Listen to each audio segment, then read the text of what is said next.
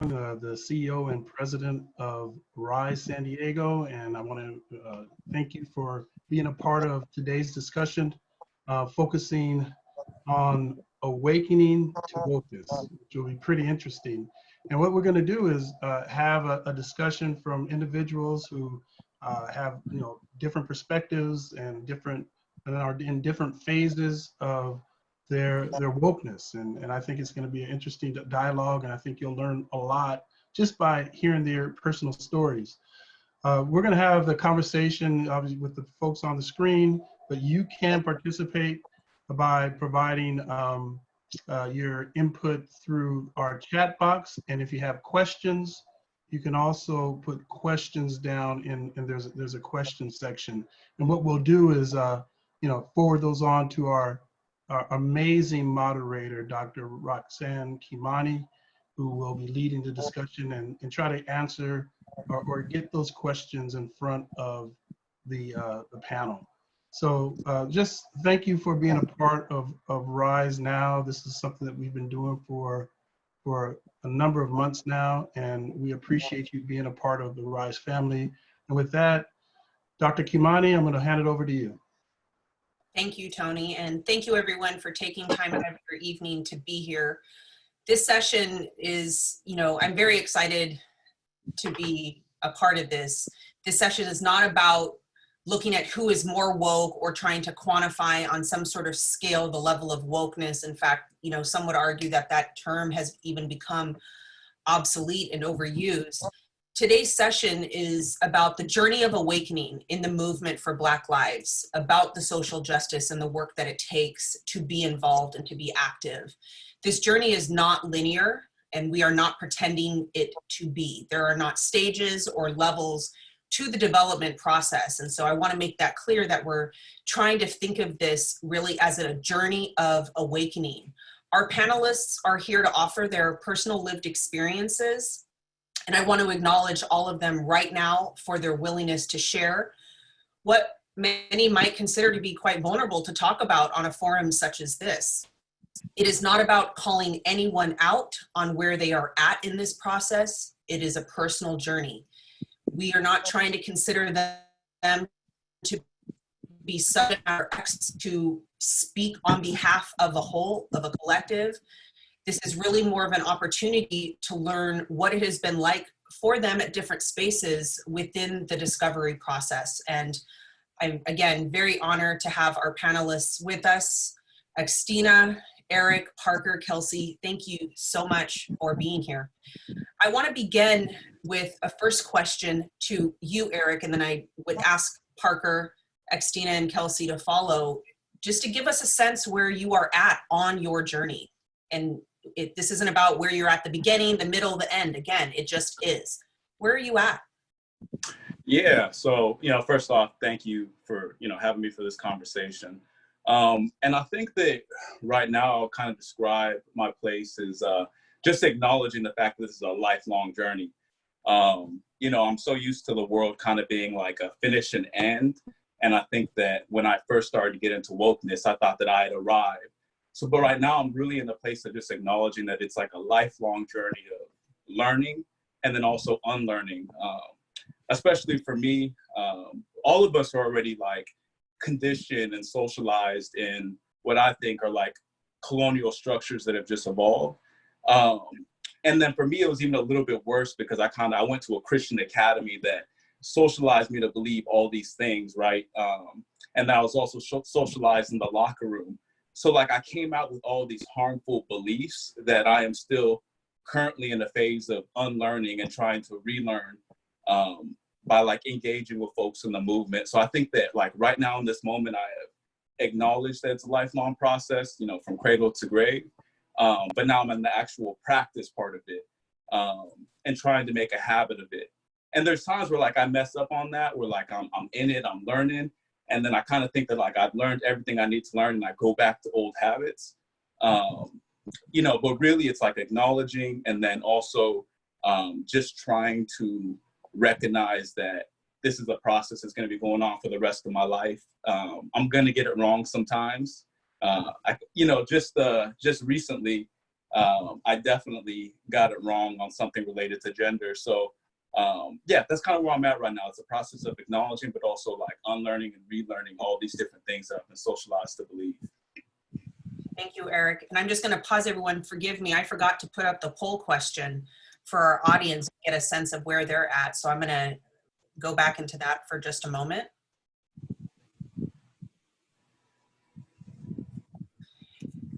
So for those of you on Facebook, unfortunately, you aren't able to participate in this, but just take a moment to consider where you are at. And for those of you on Zoom, please answer this question. Our panelists will be providing their own answers in some way, shape, or form.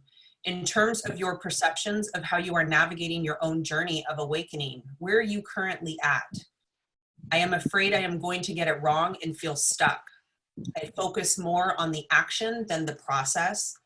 I get impatient with other people's wokeness. I recognize this as a journey that is never complete. So take a moment for that, to answer that question for us.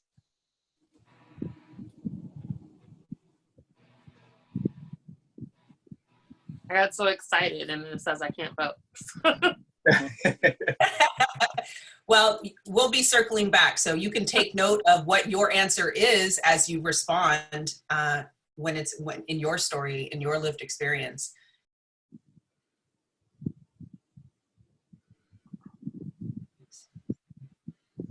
A few more seconds.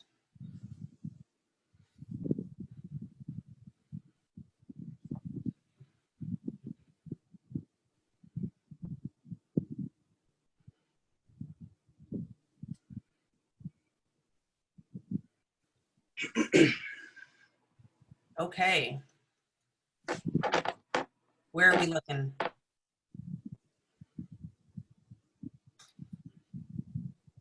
My kind of people. I recognize this as a journey that is never complete. Thank you, everyone. So, Eric, I would just want to ask a question for you too. Where you are at in this process, I know that you started not that long ago, and yeah. Can you share a little bit about what that was like, how that started for you? Yeah. So like I had mentioned, I had a lot of work to do, and really had like no intentions on becoming woke. But I was going to school in Nebraska my senior year, and there was kind of like these wave of events that kind of woke me up from my privileged life. And I lived a privileged life because I was a solid athlete. So people accept me into spaces that African Americans don't typically get to enter. But basically, it was this year that Donald Trump had started to campaign. It was also the year that Colin Kaepernick started to kneel against police brutality, just because of everything that was going on in Ferguson. And then it was also a time where just like new material was coming out, like the new Jim Crow and the 13th Amendment, that just exposed me to all the institutional racism that, I just didn't know before. So it was like all those different things that kind of woke me up and made me recognize that the reality that I thought was like not true. So I would say that that's kind of like the process that just woke me up and, got me interested in like learning like, well, if this was wrong, then like how much of my reality is also wrong, which is where like now I am unlearning all of my thoughts about gender, sexuality, race, all these things on a systemic level and then also in a personal level. So yeah, that's kind of the thing that set this all off, the big bang for Eric. Thank you. Parker, where are you at in your journey? Well, Roxanne, I want to just start by saying thank you for having me today. I've been tuning in to watch these RISE panels for the last couple of months, and at no point in time did I ever say, I think I should be a panelist. I have been coming here to learn and to listen, to grow and try to better my understanding of things. And so, to be completely honest, I'm a bit terrified right now to now find myself as a panelist. I feel like I'm not in a position to be speaking intelligently about these issues necessarily. And So I agree with Eric when he says he understands that this is a lifelong journey. But when I look at that poll right now in this moment, that first one resonates with me the most, just being afraid that I'm going to get it wrong. And I think that is probably amplified by the fact that this is being broadcast to so many lovely people out there. This conversation is going to exist, hopefully forever out in the world. And that's scary. It's scary that you could, to put your ignorance, so to speak, on display.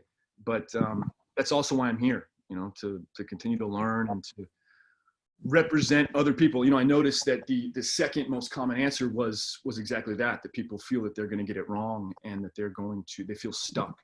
So I hope that I can sort of represent those people here in this discussion, because I understand that perspective. And while I've been in this, I've been trying to learn as much as I can and grow, and I have this idea that I need to be silent and be learning and listening. But at a certain point, you can only learn so much, and you can only listen for so long before that silence is complicity.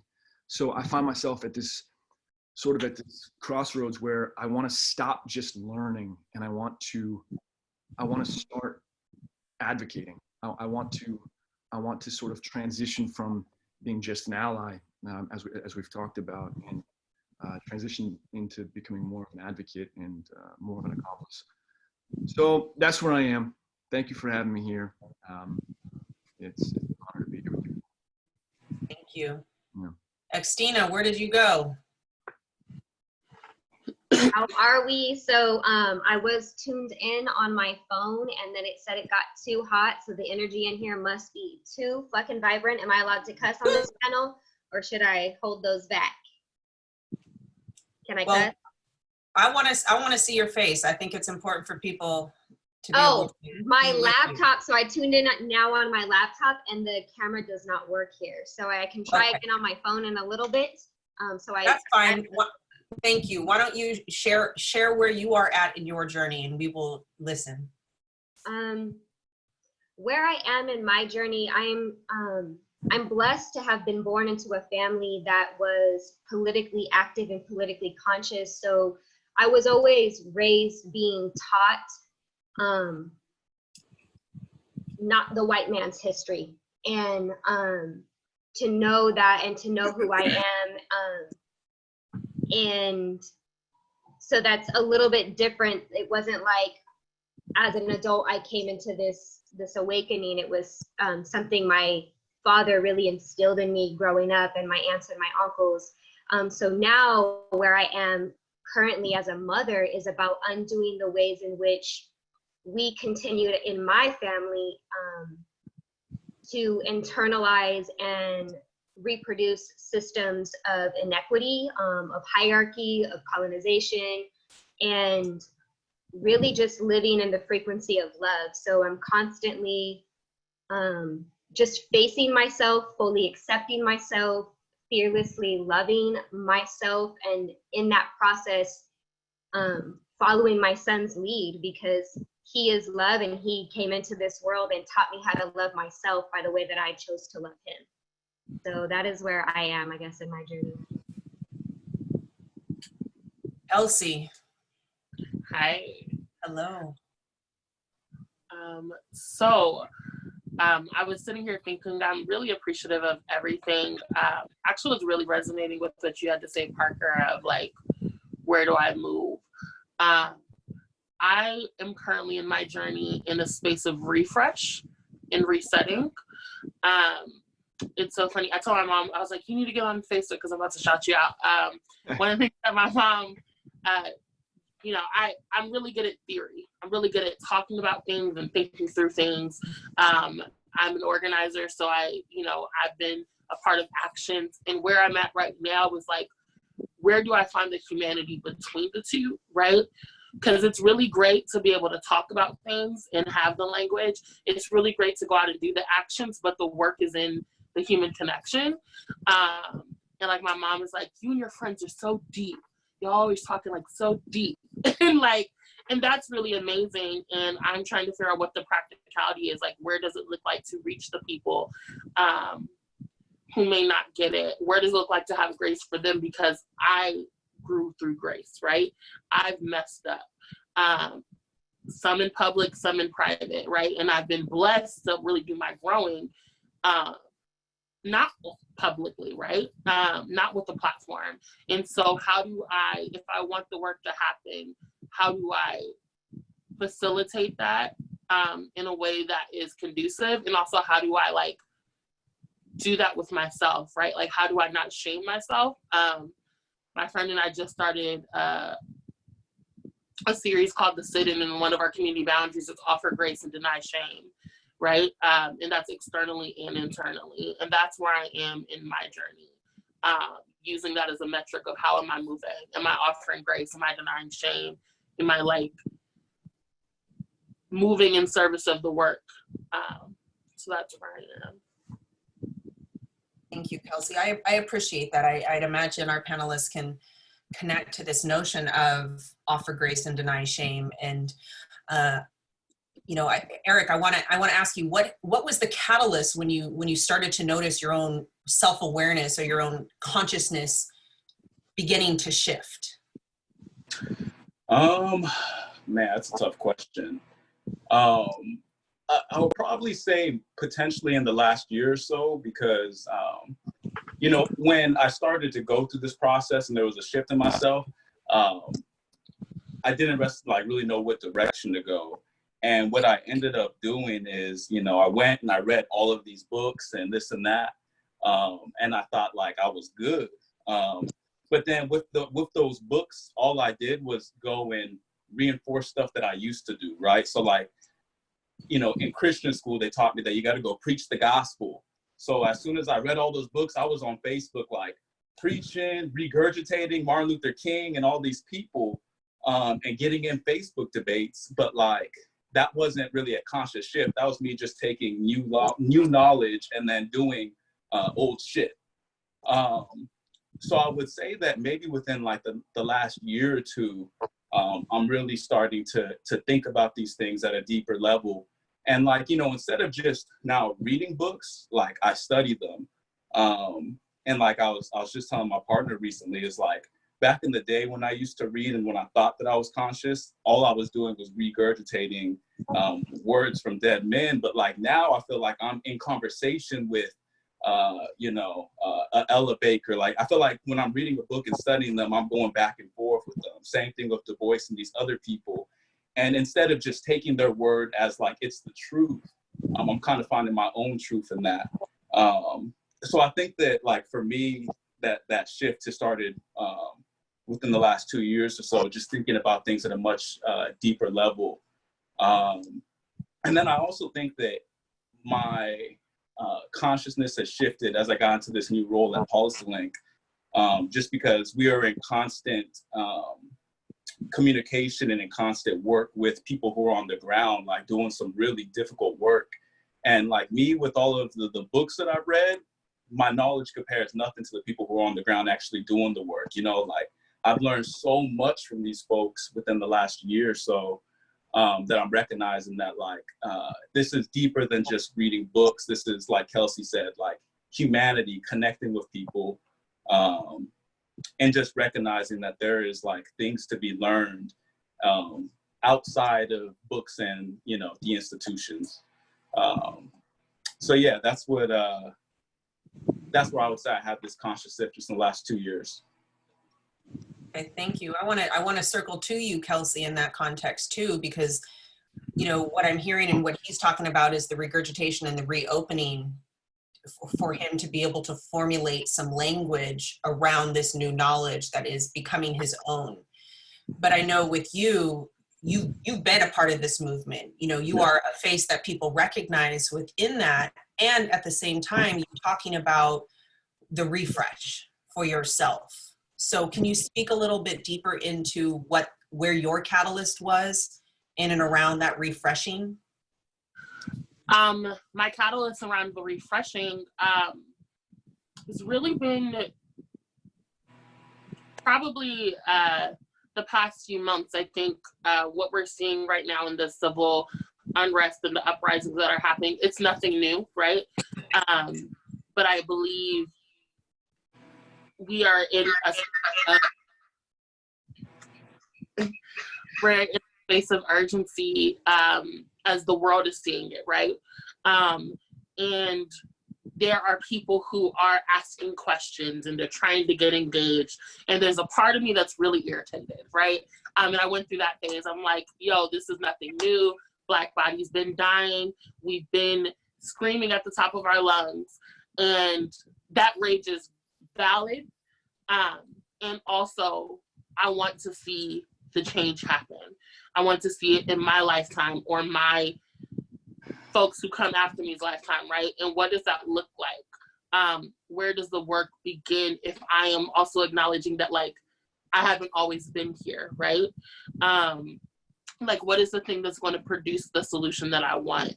And I've been doing, dipping my toes in the idea of restorative practices and transformative justice, and this idea of, like, we can't get so caught up in the urgency of work where we don't see each other. And you know, I've really been thinking through the idea of, like, what would it have looked like if I was thrown away based off of my Facebook statuses from 2011, right? Like, I have been the people that I'm critiquing. And I still hold some of those things, right? Like, so we talk about no one is born woke and no one stays woke, right? Like, we constantly are vacillating and unlearning and relearning, and, like, sometimes I get it really wrong. And so if I think about, like, if someone were to say, wow, Kelsey, that was really messed up. You are now in the canceled, in the trash bin. There's no hope of restoration for you. Like, what is being lost, right? And I think about that the same way of, like, if I had been canceled, like, where all these things that I've been able to, like, birth and grow with, I wouldn't have been able to be in those rooms. And so how do I hold people accountable, right?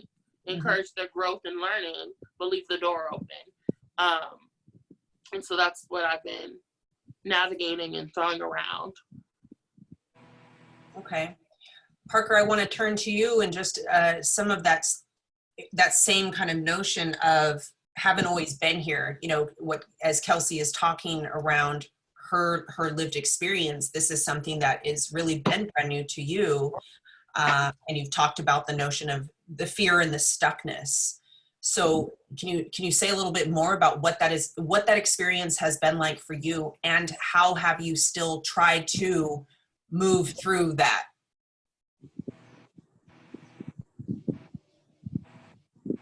You're muted. Can you hear me? Yeah. I just said something really prolific. I'm sure. Kelsey, that was cool to hear you say that, that you can recognize where the growth that you've had and how that can help you support others in their growth. You know, so I feel like this journey for me started about a year ago. I work in Hollywood, and so that whole cancel culture thing really scares me, that you spoke to, Kelsey. This idea of saying the wrong thing and getting canceled. You know, it's like it makes you not want to speak at all, which is a dangerous place to be in. But about a year ago, I was fortunate enough to be given a job that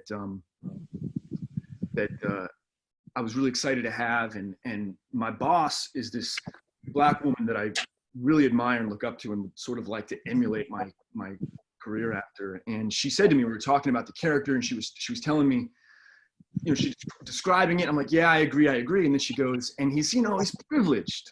And I was like, what? Privileged? Like, I didn't see that in the character. Like, privilege. I don't get that. That sounds like a bad thing. And I went back to my hotel and I was like at the gym. I'm like, how is he privileged? How does that influence what I do? Like, to what I do with this part? And then I realized, I was like, shit, like, I don't have to do anything. Like, I just, the fact that I look the way that I am, you know, there's a certain level of privilege in that. And that was the first time I'd ever really thought of that word or how how it applied to me, you know? And so that really kind of started to shift the way that I looked at for the first time, my privilege, you know, in the world. And you know, I don't really feel like I'm answering your question, but that was where my journey began about a year ago, just confronting that idea and starting to try to encourage other dudes that might look like me, that like, yo, you're privileged too, you know? And that's I'm finding I'm getting a lot of pushback from people. Like, they don't want to buy into that idea. So, you know, I felt stuck because, to try to bring this back around, I kind of look at it as two camps. There's like this BLM camp and the ALM camp. It's like, I am in the BLM camp, or no, I'm in the ALM camp. And me, you can yell as loud as you want, like, Black Lives Matter. Like, I could yell that and say, that is where I am, that is my stamp. But me yelling louder doesn't really help things necessarily. It can almost help people in the other camp to dig their heels in more. So I'm finding myself in a position where I'm trying to learn enough to be able to gently try to persuade people, you know, not by yelling and proclaiming something for any sort of reason, but how can I help in any small way to be a part of that shift. Parker, I really, interesting that you're saying those things. One of the pieces that I've had a conversation with, and it was more around like masculinity, and like how I was having a conversation, I was invited to talk about like how folks can show up for Black women, right? And it was a group of Black men. And one of the things that I was identifying is like, I need ambassadors, right? I need syndicated affiliates, right? Because we understand that like groups, as much as it's effed up, right? Or I'm fucked up, like, like people will listen to folks who look like them, folks that they can pair with, right? And it's irritating. I was talking to Roxanne today, it's irritating that a Matt McGorry is going to resonate more deeply with white middle class folks when he is saying some of the same thing that Black feminists have been saying for years, right? Mm-hmm. But if that is what it's going to take to get people to move from performative to actionable things, that's a technique and an approach that we have to engage too, right? And so I'm in this space as we're moving, right? Not giving people, like I talk a lot about, like not giving people cookies for showing up, but how do I give you the people who are willing to acknowledge it? How do I not cut that off, right? Like, and what are the things that you can do to play a role in dismantling these systems in the rooms that I'm never going to get into? And so I appreciate you kind of lifting that up, because I think that is part of the work, is like utilizing your privilege. Like, no one's asking folks to like apologize for it, because like that's empty. Like, you can't take it off and give it to me, but you can use it in a way that will facilitate the growth work. And so yeah, I just wanted to like lift that up, that I think that's an important part of this work too, and amplifying with your privilege the work that's being done. Absolutely. Yeah, thanks. I have a question from, sorry, Parker. Did you have No, I was just saying thank you, Kelsey. That was beautifully said. And let me please use me to amplify your voice, you know, please. That's why I'm here. A question from our panel that is kind of speaking to, you know, I'm kind of directing this to all of you, but I think the question is in relation to what both Kelsey and Parker have been talking about. How do you hold restoration and accountability in the wokeness journey at the same time, and not just slip into the erase or cancel as default? And I invite all of you to consider what that feels like. How do you hold restoration and accountability in this journey at the same time that we don't just slip into cancel?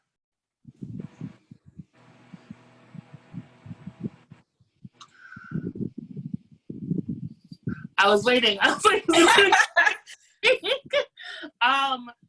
as I've been, like I said, I've been doing a little bit more digging into like restorative practice and transformative justice. And there was this chapter in the book Beyond Survival, and they're talking like, how do you hold yourself accountable when you've been abusive, right? And, you know, this can be like the foundation for a lot of things, right? And they were talking about guilt is important, right? But shame isn't. So guilt is feeling bad about what you've done. Shame is feeling bad about who you are, right? So in this process, like, sometimes there are natural consequences. Sometimes, like, you say something bad and you need to, like, atone for it. Sometimes you might need to step off your platform and go somewhere. But, like, I believe that people can get to where they're going, right? Like, so it doesn't mean that I believe everything's going to be, like, puppies and roses and I'm going to hold your hand and tell you that you can do no wrong, right? But I am going to say that, like, I believe that one of the things that we talk about is, like, believe that people can get to their best. And so I believe that, like, you will be able to get there, and maybe I can't deal with you in this moment in time while you're doing your work, but I want to believe that you can grow. Because if I don't believe you can grow, then I'm basically condemning you to being garbage and you have no motivation to grow and you're just going to continue to do the harm. So that's Thank you. I'm kind of curious too, because I saw you getting a lot of nodding from Xtina as someone who is a coach within this community, working with a lot of people who are struggling, who are on their own journey. How are you supporting them within the restorative practices while also teaching them to hold themselves accountable? Can you hear me speaking loud enough? Like a mid AC on my phone. I think the number one way is to lead by example. And so each day I have to check in with myself and keep myself accountable. And I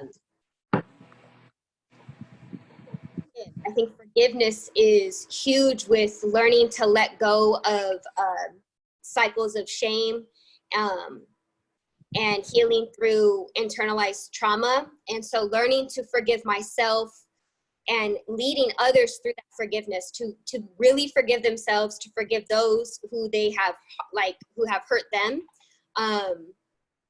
That's the number one thing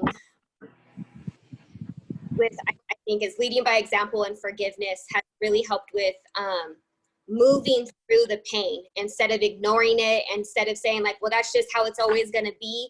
But it's like, okay, how can we sit down and have these difficult conversations to bring restorative healing, right? So forgiveness, acknowledging when harm has been caused, because sometimes the harm is unintentional.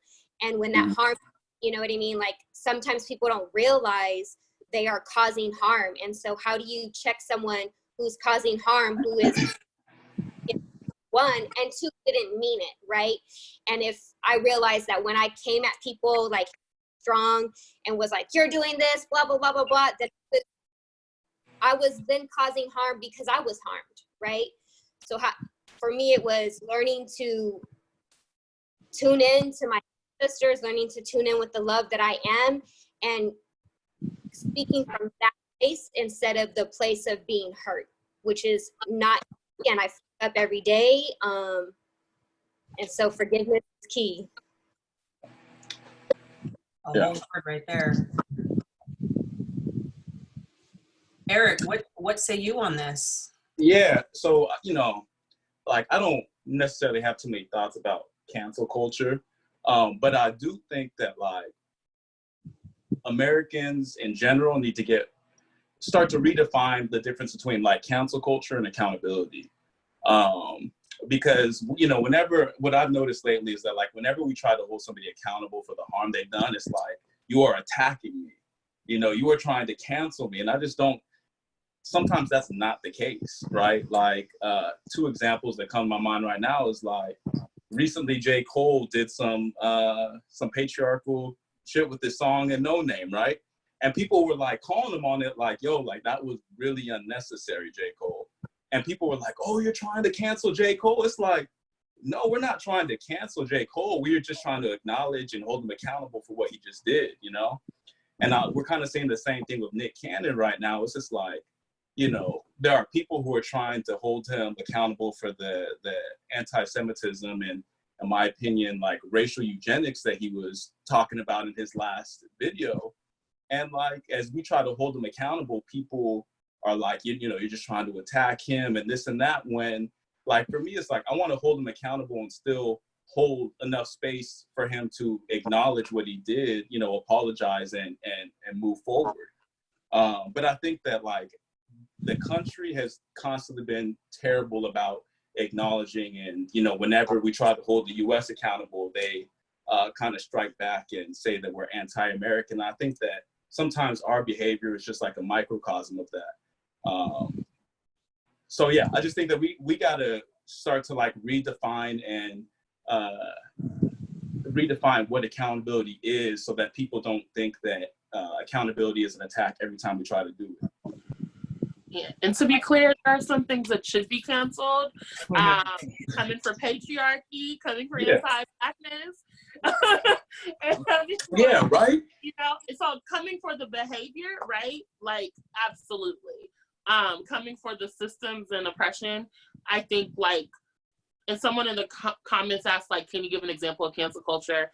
And simply, it's like the idea of they did this one thing, and they're horrible, and they're done. And to be honest, like, even though I talk about restoration and accountability, there are some people that I have a really hard time. Like, and that's my truth, right? Like, I have a lot more grace for some things than other things. But we talk about right now, there's conversation about these, like, abolishing police, abolishing prisons, defunding. We have to make sure that as a people, we're ready for, like, what would that mean, right? What does it mean? Because if not, we're going to create the same carceral, horrible systems that we're trying to abolish. And, like, that's a lot of work. Like, that's a lot of inner work. That's a lot of community work that has to be done. That I'm still very honest with. Like, I find it easier to have more grace for Nick Cannon than R. Kelly. Right? But also, transformative justice says, like, we can acknowledge that, like, if R. Kelly were to do the work, he could do the work, right? I cannot do that work with someone like R. Kelly, because that's where my wounds come up. And, like, that's where I know my boundaries and limits come up. And, like, so I could not be the first point of contact and be like, hey, we need to do this work together. But, like, the transformative justice model and Bay Area Transformative Justice Collective, they talk about pods, and, like, they're the people who you can have a pod for people who surround you when you have been harmed, and the pods for people who surround you when you've been the harmer, right? And I could not be in the pod holding someone like that accountable at this point in time, right? Yeah. But there do need to be people who are around him, right? There do need people who circle around folks who have been done things that, like, might seem cancelable, to coach them into being. And I think that's something that I just wanted to lift up too. Yeah. So I have a question for you in this context of cancel culture. Prefacing this that I'm not in any means canceling any of y'all. But when have you called yourself out? When have you, not from something that somebody else has said to you, but you became aware that you were doing something wrong? When have you called yourself out and realized that you had some more work to do?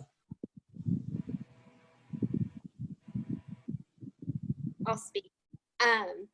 First, before I answer that, Kelsey, I just want to say how powerful it is for you to, like, step into and own, like, I wouldn't be the one to be in that pod, right? And I think that's a part of self-awareness, is keeping yourself grounded in who you are and not putting yourself in a place to be harmed or triggered, right?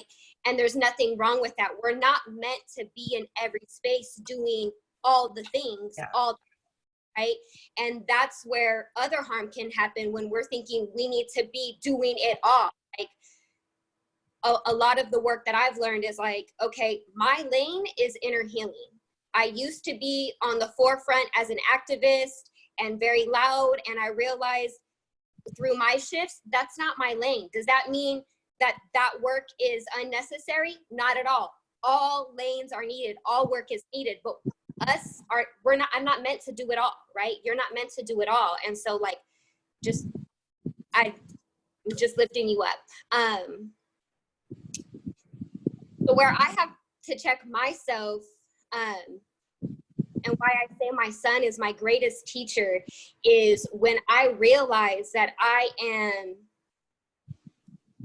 replicating systems of incarceration or imprisonment or punishment with my son or in my parenting. So if I snap at him or tell him to go to his room or tell him that, he can't feel his feels, like to stop crying. And so I'm constantly checking myself there and seeing myself in him, right? Allowing him to be that mirror to show me who the fuck I am and where I need to grow. And realizing that, like, I am for eradicating and abolishing prisons, right? And for me, that one of the greatest ways to do that is through inner healing, right? To undo the ways that I imprison myself with my mind or the things that are outside of me. And I don't want to be doing that to my son. So creating new ways of helping him feel emotions and allow him to have rage and anger, and what are productive ways to have that, or for me not to put him on timeout, because now then I'm just normalizing, go over here, be by yourself, or to be punished, right? Instead of moving through the with him. So that's one where I'm checked white my parents. Just step the fuck back and say, there it is. I'm a problem.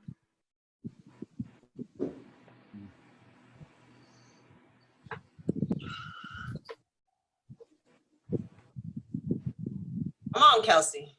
I'm like, I don't want to keep talking. I think for me, a real example that I can think of recently, that involves someone bringing it to my attention, but I think the decision to like internalize it and make it real was mine, because I could have just as easily ignored it. I am the organizer with March for Black Women San Diego. And like I said at the beginning of the uprisings that have been happening recently, all these protests were popping off, right? All these people were like, yes, let's go be in the streets. And literally the day before, 2 days before our protest was happening with Black Lives Matter, March for Black Women, there was a protest in Hillcrest. All these folks, a lot of white folks, and there were these pictures, and I was really irritated, right? I was irritated that like these protests were being cared for, the police weren't coming and breaking them up. And I posted in our stories like a screenshot of the pictures and like some snarky caption, right? And then I got a DM, and someone was like, this was run by like a couple Black women, and like, how dare you, right? And I kind of went back and forth with them for a second, and I was like, well, it wasn't about y'all, it was about this, whatever. And I realized, and then someone else sent a message, and I was like, okay, I'm recreating the same system of like organizer class system that I've been up against, right? Of like, you're not approved, so and I realized that one, I needed to apologize like privately, and also publicly call out the ways in which I was recreating these systems that I personally have been harmed by, right? Because I've been in organizer spaces before, March for Black Women, where you're like, you haven't earned the right, like you haven't paid your dues. That's like a small example of like taking it to heart, and then what do I do with it, right? Because like there's like a call out to be like, I'm sorry, and then there's like, I'm sorry, and this is my restorative plan. Like this is what I'm going to do, right? And so offering to like have a follow-up meeting, right? Talking about it publicly, and also like really reflecting on that moment so I don't recreate that pattern, right? Like, how am I going to make sure that I'm getting the facts straight? How am I going to make sure that I'm holding grace and like not being quick to be like wrathful and angry on the internet over like something that I don't have all the information about? And so that was just like a small example that I can think of that's recent. I appreciate that. And I feel, Parker, your example that you offered in and around like figuring out the privilege aspect to me speaks to this. So Eric, I want you to think about this. Yeah, so I think the thing that I'm struggling is about that the language around cancel myself. Like, I want to make it clear. I wasn't saying about cancel yourself. It was more about, calling yourself out. Gotcha. Yeah, I think that, the place where I probably call myself out the most is probably around like my masculinity and then also with my views on leadership. You know, because like for a while, I thought that I wanted to be like this Black charismatic leader that, you know, that we've seen in the civil rights and this and that. But I come to recognize that like, that's not what we need. And that is also like reinforcing harmful narratives around Black men in leadership and kind of marginalizing women. So I think that that's probably one of the places where I recognized I had to do a whole lot of work. And it's one of the reasons why I took this role that I'm currently in, is because like, I'm not going doing no keynote speeches. I'm not, you know, doing a whole lot of talking in front of people. I am literally in the back end doing operational support 24/7, right? And supporting other people who are on the ground and trying to lift them up. And that's one of the main reasons why I took this role, right? So I think that that's one of the things that I've really been trying to work on the most lately, is just kind of like decolonizing my understanding of what leadership is. And then especially around like Black masculinity and Black leadership.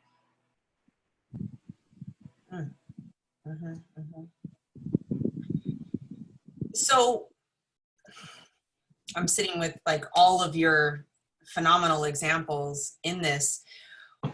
When you are in these modes of reflection, what do you keep coming back to? Like, what is helping you stay grounded with the learning, with the complexity of the learning, the unlearning? You know, what do you keep coming back to in this? What's holding you?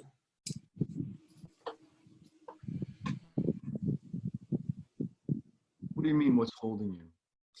Well, you know, when you think of, it's easy for us to just want to give up in some respect when something gets hard.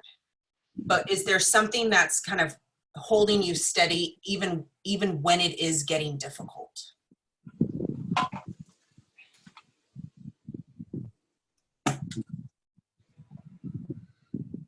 Christina, I can see you looking ready to answer. I was just trying to step back, that's all, you know, open up the space. I think what has been key for me in unlearning, it's a process of undoing who I thought I was, and who, really that undoing of the self, right? And understanding that there's no separation between myself and the collective and all that is. And what grounds me is to be gentle with myself, to truly love myself. And what I mean by that is, right, and I'm not a religious person, but I do return to, and I was raised in a Christian household, to the scripture of like, love is patient, is kind, love is not easily angered. And if I'm going to love myself, I need to be patient with myself and I need to be kind to myself. I need to not be easily angered when I'm fucking up, right? And that I can keep no records of wrong, that I can really step forward in the energy and in that learning, that I am not the mistakes that I made, that I'm not what has been done to me. And so what keeps me going is being gentle with myself and truly loving myself in a very profound way that has nothing to do with like when I see people saying self-love and they're painting their nails or getting a massage and pampering themselves. So it's really about, being that love to myself. Yeah, I don't like when anybody's in pain, anybody's hurting, and I'm really disappointed in myself for not realizing. I'm trying to be forgiving, trying to forgive myself for not realizing it, but I didn't realize the extent to which a lot of people were hurt, had been hurting for a long time, hundreds of years. And so it's very easy to keep working. It's very easy to keep trying to learn and to grow, because if there's that amount of suffering, that's just not okay. And it feels very easy to want to continue working until I have reason to believe that the suffering is alleviated. So, it's easy to put on, a documentary where you can learn something over just some random, you know, whatever else, you know. It's easy to read a book where I can learn something, because right now I feel like that's just what needs to happen. So you know, that's kind of how I feel.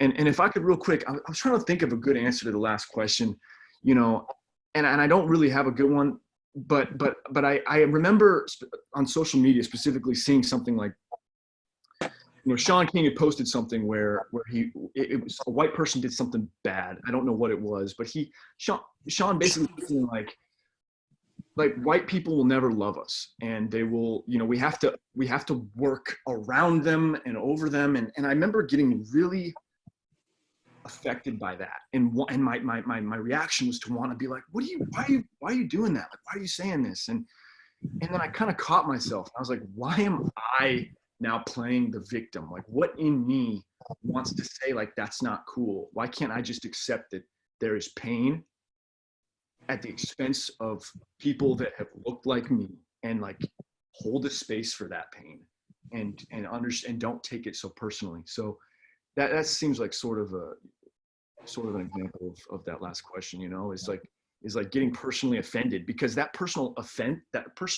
personally offended sort of is taking the side of white people that are trying to say no, you know. And so it's like, it's okay to, you know, I caught myself there and like just was like, it is what it is, you know, like there's conflict right now, and people are hurting, and you know, I'm not in a position to say like you're wrong at all. You know, I'm in a position to learn and to hold space for this sort of change. So yeah, there's my long-winded answers. No, I appreciate it. Kelsey. I think the other piece, right, when you're offended, that pain point is telling you something around like, where do I need to grow in, right?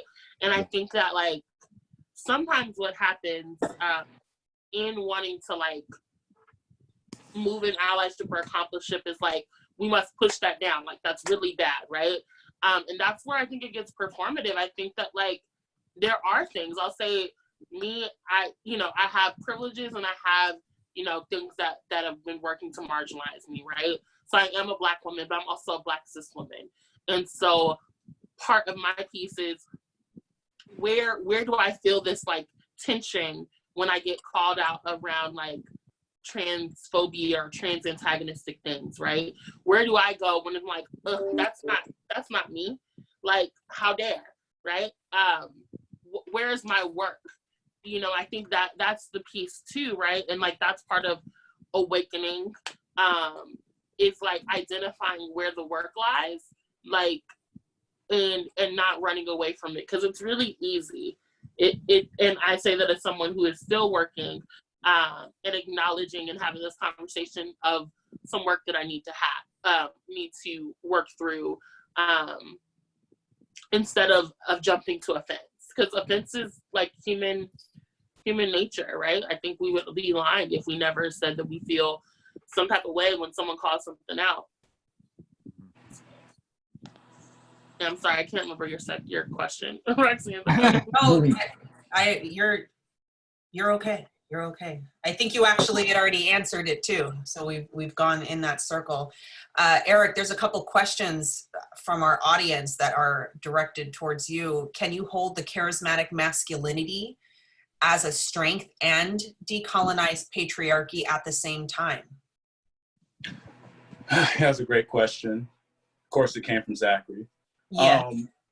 Yeah, I definitely think that you can. And, you know, I also have to ask myself, like, well, what am I doing with it, right? Like, am I using it to move myself forward?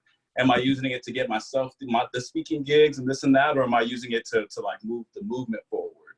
Am I using it to fundraise and then redistribute those funds to, you know, marginalized populations, right? So I think you could definitely hold the Black, masculine, charismatic leadership, but you also have to figure out, like, what are you actually doing with it, you know? Because I think that, and especially in San Diego, we got a lot of Black charismatic men, but it's very clearly that they are doing this for themselves and don't necessarily have really any true intentions of moving the community forward, right? So like, if you're gonna do it for the movement, do it for community, don't do it for yourself. Yeah, that's my perspective on that. And I would venture to say, do it with community. Yes, absolutely, absolutely. Yeah, that's also a pain point for me, is some of the charismatic leaders who don't move with community. Absolutely. That's like reinforcing white saviorism, but in blackface. So you definitely, was that a little much?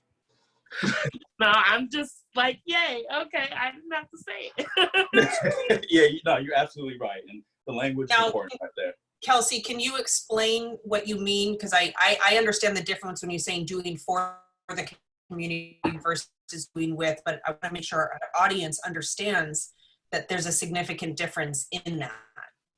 Well, I think like when we're talking about like the work, right, especially when it comes to like organizing and community work, there are, like Eric said, there are people who I would even venture that some of these folks, right, they do care about the community, they care about the work, but they also like are,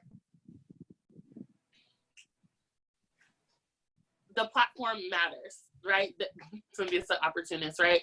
I don't even want to say that word, but like they are cultivating a platform, they are cultivating space in which they are over the work, right? Like the work and them are synonymous. And I think that like when we're talking about movement building, when we're talking about like doing things that are going to be sustainable, it has to live outside of you. And the only way that it will live outside of you is in partnership, right? So if I were to tomorrow leave San Diego or pass away or things like that, the work would continue, right? Like it wouldn't be, I'm not synonymous with this. Thank you. Even like, think of our leaders, right? We think of Martin Luther King. Martin Luther King was not just a one-person machine, right? Like the movement was not just King, even if he got like a lot of the credit, right? We have the Ella Bakers, we have the Bayard Rustins, we have all these different people who were a part of it. And I think like there has to be some humility and also acknowledging like when you are in leadership, that doesn't mean that you don't have anything to learn. That doesn't mean that like, you know, you get to be the big bad wolf and like shout anyone down who's dissenting against you, because like that's not. Yeah. Mm-hmm. Yeah. Thank you. Thank you for letting me put your teacher role on for just a moment, because I that was an important piece, I think, for people as they're in their own process of discovery and learning around that. I don't know if all of y'all have the chat box open, but you're getting a lot of praise and love in there. So you can multitask with me as I go through it. Yeah, some of the things that I saw in the chat, you know, we need more spaces for this unlearning. And so Kelsey, I know you mentioned that you have the sit-in, and I'm not familiar with that space. All that I know that it's a Black only healing space, or not Black only, but it's a Black space. I know that I offer a healing space, a restorative healing space on Wednesdays. I know Project Aware offers a restorative healing space for youth here in San Diego. And I know these are just some of the spaces that I collaborate with. So I'm not just shouting out, but like to let you know that this work is being done. They're here with us, right? And so Prisoner from the Inside Out is also doing this healing work on the inside of CDCR. So this unlearning is happening on a lot of levels. And so maybe, you know, reach out to people on this panel if you are looking for those unlearning spaces. I don't know what is in the Bay Area, Eric, but you know, those in the chat, that there are already spaces for this that are happening. Thank you for that, Xtina. Another question for you, Eric. Is there anything that you are doing or can do to make sure you're putting the new information that you are gaining into practice? And this is, I think, going back to the earlier conversation that you offered around reading a lot of new books, but just kind of regurgitating old shit. Yeah. So, you know, so it's another good question. And it's kind of hard for me to answer that, just because like right now I'm gaining all this theory, but then the nature of the work that I do is like, and because it's supporting, I'm constantly doing work, right? But I'm not necessarily leading any of it. It's just me providing the back end support for people who are on the ground.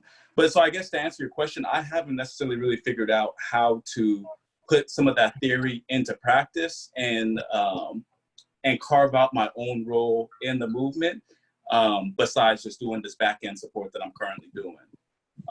But that's definitely part of this process that I'm trying to figure out right now, and part of why I decided that I need to take a step back, because things were just getting a little too ahead of me. I wasn't prepared for some of the things that were coming up. I needed to take a step back. It's all part of the journey. Yeah, absolutely, it is. Taking stepping in and stepping out at the same time when it's necessary. Parker, I want to ask you, kind of in the same framework of the question, as somebody who's acknowledged being more new in this journey, Mm-hmm. What has your process been like to put some of it into practice? So at first I was a little bit paralyzed. I was just like, I need to learn. I just felt like I needed to learn. I was, reading books and watching documentaries, like I said, listening to these panels and just trying to absorb as much information as I could. But at the beginning of quarantine, I was a part of creating this new platform, launching this platform that was basically I was trying to find a way to raise money for COVID relief funds. And so I was hosting kind of these Zoom-like hangouts with people from all over that want to talk to me about whatever. And I was raising money for these charities, and I would get my buddies to join in. And basically I was creating these little virtual spaces for people to hang out and have discussions and conversations, and raise the pile of money for these relief funds. And when George Floyd died and like the nation erupted, the world erupted, and I became aware of, the issues that I was unaware of. I quickly shifted the conversation to be not just general hangouts for fun, but I was like, shit, I've got this platform where I can now engage with people about these sorts of social issues. So that's what I've been doing, and that's for those who don't know, that's how you and I got in touch, became friends, was over these sorts of conversations, and I'm trying to create a space where people can come and have a safe space where people can come and ask the questions that they want answers to, that they're scared to ask, and just facilitate that dialogue. I quickly realized that there's no switch you can flip. There's no right answer. There's no like, let's do this and then we're good. It's this constant showing up to have these conversations, to talk to people that know more than you, and to talk to people that know less than you, and to try to collectively be a part of, make a shift. So anyway, that's what I've been doing, is like actively just trying to have these conversations and realize that I don't have the answers, but I have maybe some more answers than others, and there's a lot that I can learn, and but the best thing I can do is show up and be a part of the dialogue. Thank you. Yeah. A question for you, Kelsey. How do you hold space for others and yourself during this time when everyone is coming for your energy and looking at you as a leader in wokeness? That's a practice that I'm working on. I think setting boundaries, setting boundaries around what conversations I can and can't have, right? Identifying where those pain points are of like, I can't do this with you, right? What I'm working on implementing now is also like, how can I redirect to educational resources, because I'm not one. Like, I'm not a personal educational resource. Like, if you read something of mine or you engage with mine and you learn that, cool. But like, maybe I'm not sitting in DMs and trading it with someone who I just met, right? Because that is a drain of energy. But like, amplifying folks who are doing that work, right? Want to shout out really quick Surge, which is Standing Up for Racial Justice. That is an organization that's specifically for white people who are trying to engage in this work. And it's also a affinity peer space of other white folks who have been doing this work for a while. And I think, like, because you need to have some hands-on learning application. What was it? Sorry, you said Surge? Yes, SURJ. Okay. Someone said reading and watching YouTube. I think like learning and then finding the spaces to engage and like mull these things over are important. I am working on identifying the ways that when I do have the energy to like engage and do some more explanatory work, but really listening to myself when I don't have it. And encouraging people to do their own work when they have, like when they, Google is free and abundant. There are amazing social media accounts that are like consistently breaking things down. And I think like, so there's some like personal engagement that can happen for folks to take accountability for their learning. Absolutely. Can I ask, like, do we feel hopeful that the change is possible? Do we feel like change is going to come and there's going to be lasting change? I mean, do we actually believe that? And I really hope that the answer is yes. My answer is yes. Yeah.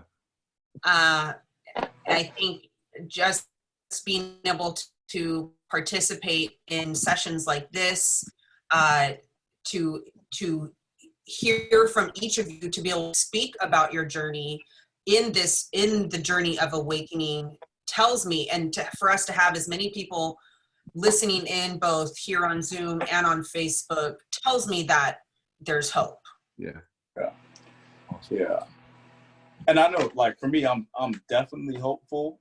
I think the thing that I would just caution about is just people not losing hope, because it's not all over our social media and not all over the news anymore, right? Because even when that dies down, the work is still happening. Yeah. And it's just waiting for the next thing to boil up and we're going to get more shit done, So it's just like not losing hope when things start to seem like they're slowing down because the news is tired of covering that thing and they're on to the next big thing, Right. And the news is not where we should go for the news. Yeah. That we want. Yeah. Exactly. Like, we got to really stay connected to the organizers and the organizations that are constantly doing the work, even when we're not paying attention. Mm-hmm. So yeah, that's just the only thing that I would caution, because I think that like people forget that this thing didn't start with George Floyd. Like, this has been an ongoing process, and Black Lives Matter and all these different groups have just built on that work. They've been doing work. Absolutely. Yeah. So that's all. And I think, as Brandon Seawoy in our audience is speaking to, the vote of yes for reparations in Asheville, North Carolina. Yeah. A very, very powerful thing to have happen. And there's still going to be people that don't agree with how it went down, or it should have been this way or this way. I mean, that all of that is going to exist. But I agree in that context. I have a last question that I'd like to at least give enough time for each of you to kind of give a sense of an answer. Firstly, saying that I want to honor each of you for your vulnerability, your courage in being on this space, to share your experience and to reflect in the process, to be reflecting in the action. And so I ask you, how can our audience also honor those on the journey who are also trying to be courageous in conversations and to begin to start putting action into the world? I'll go, because this goes with my response to the previous question too. Do I believe change can come? Absolutely. Do I think change will come just by us sitting and like wishing it to be? No. I think that like the work has to be, one, acknowledged and sustained. I think that it is an ongoing process. And so I think that I would encourage people who want to get engaged, like, start with what you have, do what you can, like, in these moments, right?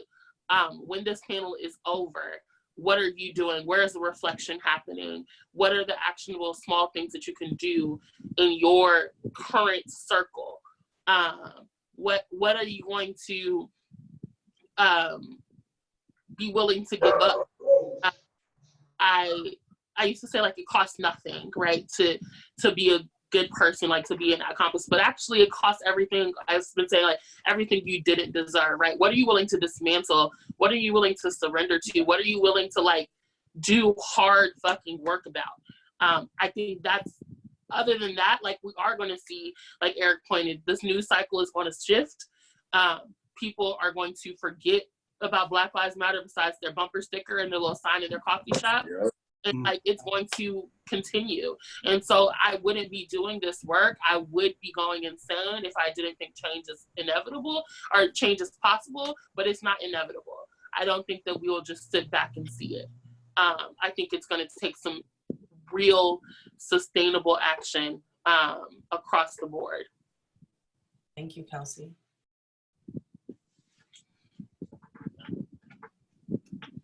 I'm sorry, can you repeat the question? My bad, my. That's okay. That's okay. It's, Okay. you know, how do we honor those who are still on the journey? I mean, all of us are on the journey. So how do we honor them? How do we support them in being courageous in their conversations so that that action can start to manifest?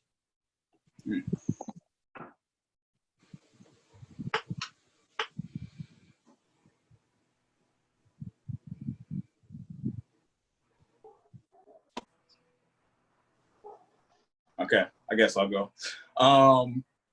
Yeah, that's a really good question. I think that the thing that's been on my mind regarding this is, you know, starting to build some on-ramps to, you know, for people who are newly awakened. Just because it's a super complicated process. Even when I did have, like, my mind open to understanding a different reality, I didn't know where to go at all.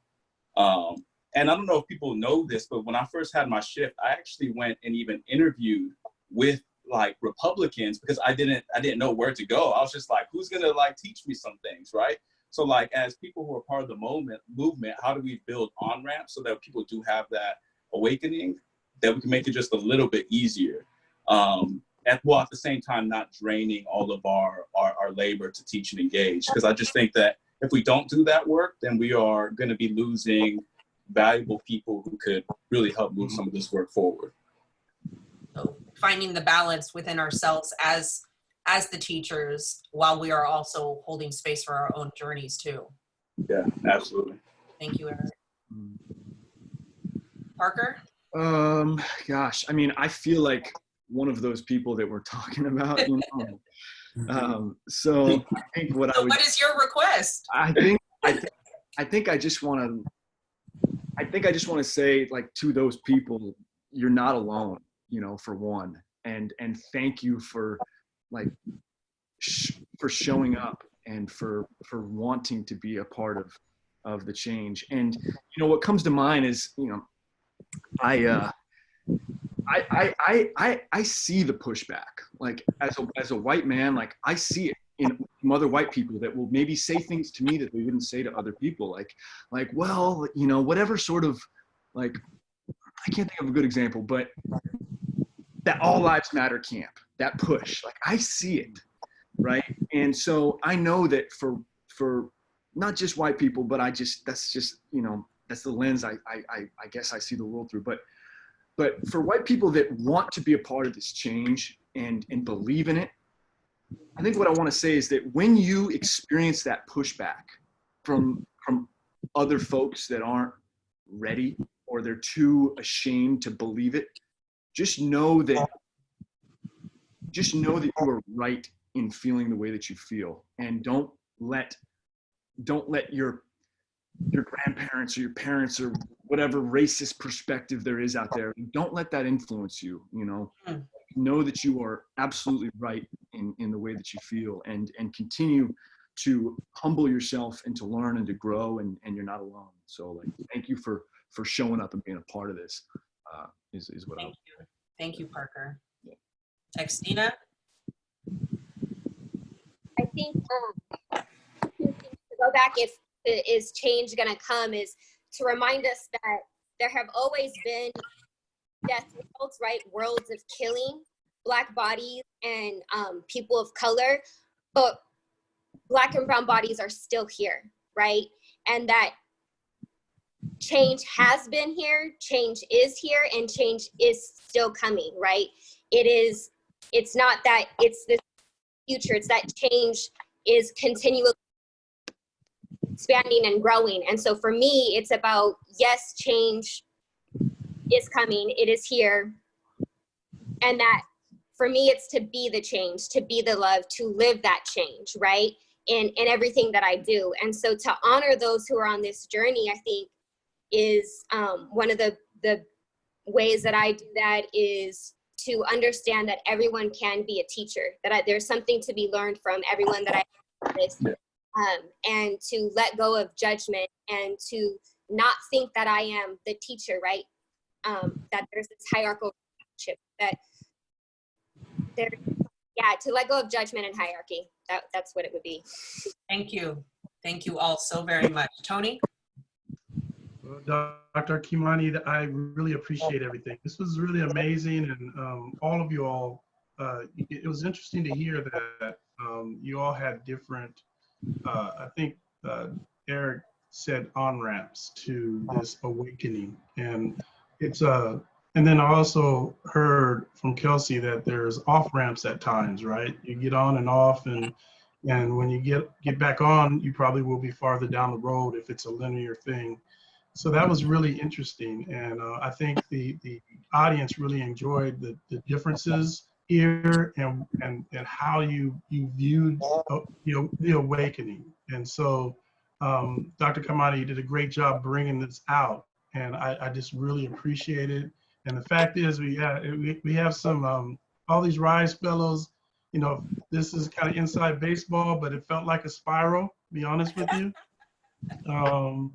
And I really enjoyed it. And Parker, thank you for being a part of this. And I do want to acknowledge the support that you've given to RISE just recently, and we appreciate that. And we acknowledge the fact that you are a part of what we're trying to do here, which is basically, as you see, these young leaders, these are the ones who are going to be leading our world. And I'm just so happy and proud to be a part of it. So thank you for being a part of this with us. And thank you for all of you for participating in our Rise Now event. With that, I do want to remind you all that we do have a nonprofit small business training that we do on a monthly basis, and you can find out about registration related to that on the Rise San Diego's website. Also, the next Rise Now event will be on Thursday, July 30th, and we'll be able to discuss some important issues that are going out in the community. And if you want to see some of our old Rise Now seminars, or the ones that have previously happened, you can go to that site that's listed right on the screen. With that, listen, it's so great to see you all. I'm proud of you, and I'm thankful for you. And before we leave, I want everybody to have a chance to answer the poll question about the event and how the overall your overall rating of the event was. So please give us that feedback, because it helps us improve. And if you get a chance to look up some of these folks that we've had on the panel today, I think it would be a real benefit to you. So with that, thank you guys. God bless you. You will have a wonderful Thursday, and we certainly appreciate everything that you do. God bless you. Panelists, I'm just going to ask if you can stay on while these people leave, but they can still hear us and we're still being recorded. I'm going to wait till it clears out. Thank you. Thank you so much, everyone. Bye for now. Getting props from a lot of wonderful people out there, everyone. Woo! Almost there, almost cleared. Kind of want to sing that song from Out of the Box. It's like, so long, farewell to you, my friend. Y'all don't remember that? Uh-huh. Goodbye for now until we meet. Read it again. Thank you for having my back, so I didn't feel ridiculous. Julius and Dominic, can you stop the recording and the Facebook Live for me, please?